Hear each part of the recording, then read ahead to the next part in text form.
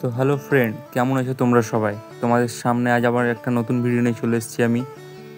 তো দেখতেই পাচ্ছ আমি এখন রামপুর স্টেশনে ঠিক সকালে চান টান করে একদম রেডি হয়ে গেছিলাম। আমি, আমার মা, বাবা, আমার ওয়াইফ, চারজনাই। তো আমরা ঠিক ট্রেনে উঠে পড়ি। কোন ট্রেনে কোথায় যাচ্ছি সব তোমাদেরকে বলবো আজ আমি এই ভিডিওটিতে। তোমরা অবশ্যই সঙ্গে থেকো এবং ভিডিওটি লাস্ট পর্যন্ত অবশ্যই দেখো। তো আমি ঠিক সকাল 7:25 লোকালটা ধরেছিলাম বোলপুর যাওয়ার জন্য। তো তোমরা চাইলে 7:25 আগে অনেক ট্রেন আছে, তারপরে অনেক ট্রেন আছে। যেহেতু আমি সকালবেলায় যাওয়ার জন্য রেডি হয়েছিলাম, তাই এই ট্রেনটি সবথেকে বেস্ট। তো ভিডিওটা তোমরা একদম লাস্ট অবধি দেখো।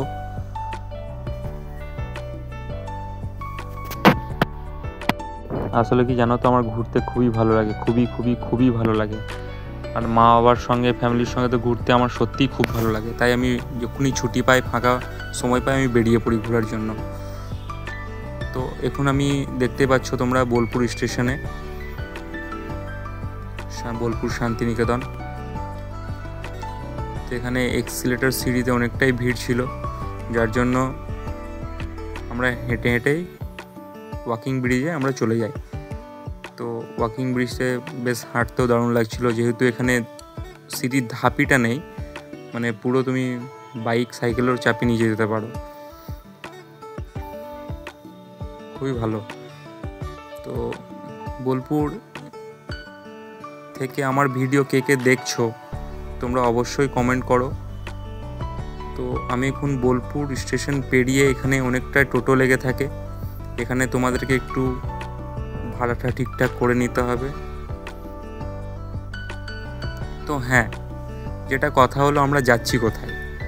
আমরা যাচ্ছি আজ বোলপুর কঙ্কালীতলা, যেটা কোপাই নদীর পাশেই আছে। তো আমি পুরো ভিডিওটা আজ তোমাদেরকে দেখাবো। তো তোমরা বোলপুর স্টেশন ঠিক বাইরে থেকে তোমরা টোটো পেয়ে যাবে, যেহেতু আমরা 4 জন ছিলাম তো পুরো রিজার্ভ করেছিলাম যাওয়ার জন্য। তো কঙ্কালীতলা জায়গাটা খুবই দারুণ।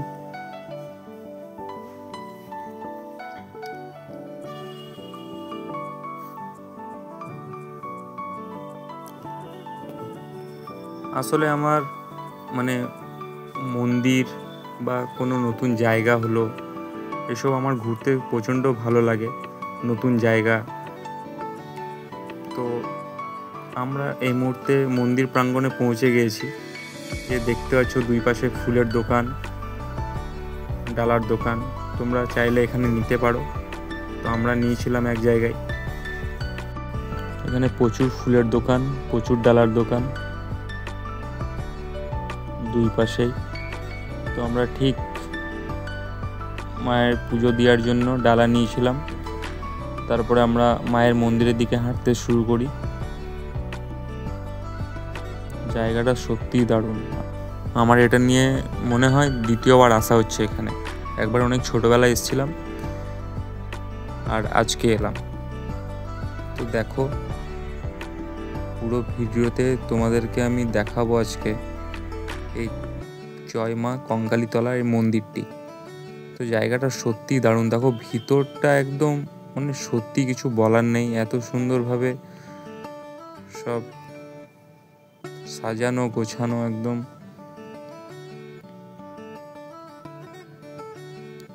তো আমরা এখন পুজো দিতে যাচ্ছি, পুজোটা দিয়ে তোমাদেরকে আরও যেগুলো আশেপাশে আছে সেগুলো আমি দেখাবো। তো এই যে কঙ্কালী মায়ের মন্দিরটা তোমরা দেখছো, এটি বোলপুর শহর থেকে মাত্র 9 কিলোমিটার দূরে এই মন্দিরটি অবস্থিত। দেখো খুব সুন্দর মন্দির। আমরাও পুজো দেওয়ার জন্য লাইনে দাঁড়িয়ে গেলাম, কিন্তু সকাল করে গিয়েছিলাম, মন্দিরটি একদম ফাঁকা ছিল। একটু বেলা করে গেলে পুরো ভিড় হয় এই জায়গাটি।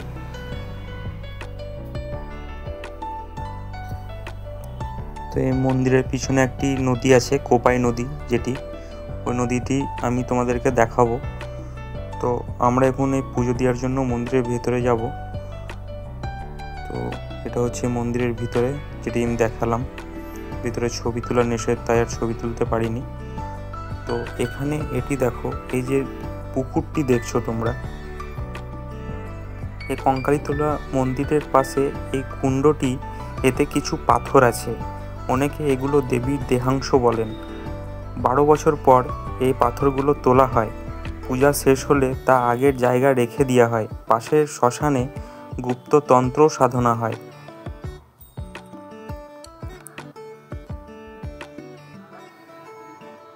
দেখো এই কুণ্ডটি, খুব দারুণ জায়গা।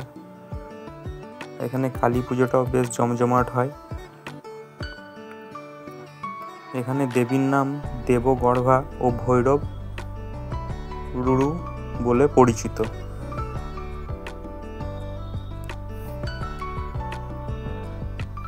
তো আমাদের পুজো দিয়ে আসার পর আমরা বেরিয়ে পড়ি জায়গাটি ঘোরার জন্য। এখানে অনেক আদিবাসী দোকানপাট বসেছিল, সব কিছু ঠাকুরের ছবি থেকে শুরু করে ব্যাগ, মেয়েদের জামা কাপড়, ছেলেদেরও পাঞ্জাবি, খুব সুন্দর। ওখানে আদিবাসীও নাচ করছিল। এই গাছগুলি সত্যিই অনেক পুরনো। আপনারা এটা নিশ্চয়ই ভাবছেন জায়গাটির নাম কঙ্কালীতলা হলো কেন। এখানে দেবীর দক্ষযজ্ঞের পর এখানে দেবীর কঙ্কাল পড়েছিল, তাই জায়গাটির নাম হলো কঙ্কালীতলা। তো মন্দিরের পাশেই যেখানে আদিবাসীদের মেলা বসে, সেখানে আদিবাসী নাচও হচ্ছিল। তো আমার মায়ের অনেক দিনের ইচ্ছে ছিল এদের সঙ্গে নাচ করার। দেখো আমার মা আর আমার বউ কি সুন্দর নাচ করছে। তো এই যে নাচটি দেখছো, এটা সকাল থেকে সন্ধে পর্যন্ত এক তালে তারা নেচে যায় আদিবাসীগুলো। সত্যি জায়গাটা আমার খুব ভালো লাগলো। তোমাদেরও যদি জায়গাটি ভালো লাগে তো অবশ্যই কমেন্ট বক্সে তোমরা জানাইও।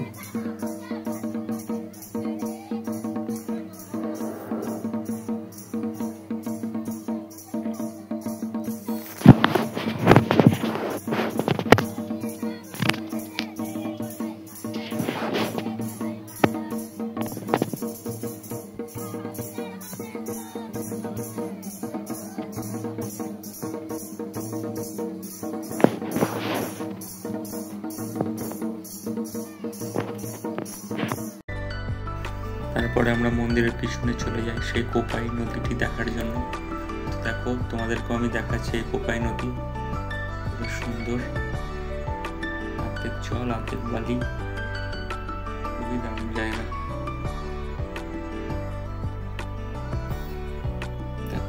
দৃশ্যটি শুধু দেখো একবার, সত্যি খুব দারুণ।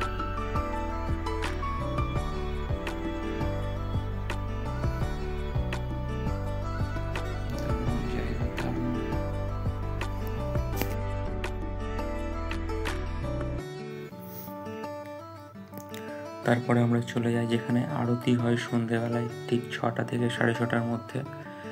তো আমরা তো সন্ধ্যেবেলায় ছিলাম না, তো সকালে যেটুকুই পেরেছি তোমাদের আমি দেখিয়েছি।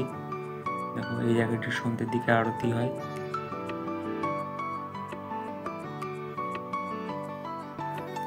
তারপরে আমরা চলে যাই ভোগ খেতে। ভোগ খাওয়ার জন্য আমরা কুপন সংগ্রহ করে নিই, মাত্র 60 টাকা করে। এত সুন্দর খাওয়ার, মানে প্রসাদ আর কি, এত সুন্দর প্রসাদ, কিছু বলার নাই। এই যে ঠিক মন্দিরের পাশেই সব কিছু, আর এত সুন্দর ভোগ,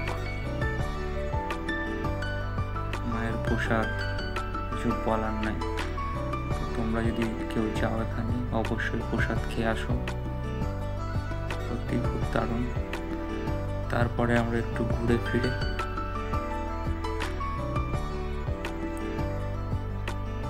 মেলাটাও খুব দারুণ, সত্যি খুব দারুণ, পুরো আদিবাসী এলাকা।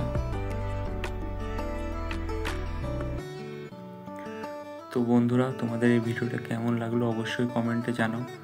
এবার আরও যদি কোনো নতুন জায়গায় যাই তোমাদের সাথে অবশ্যই শেয়ার করবো সেই ভিডিওটি। তো এখনকার জন্য টাটা।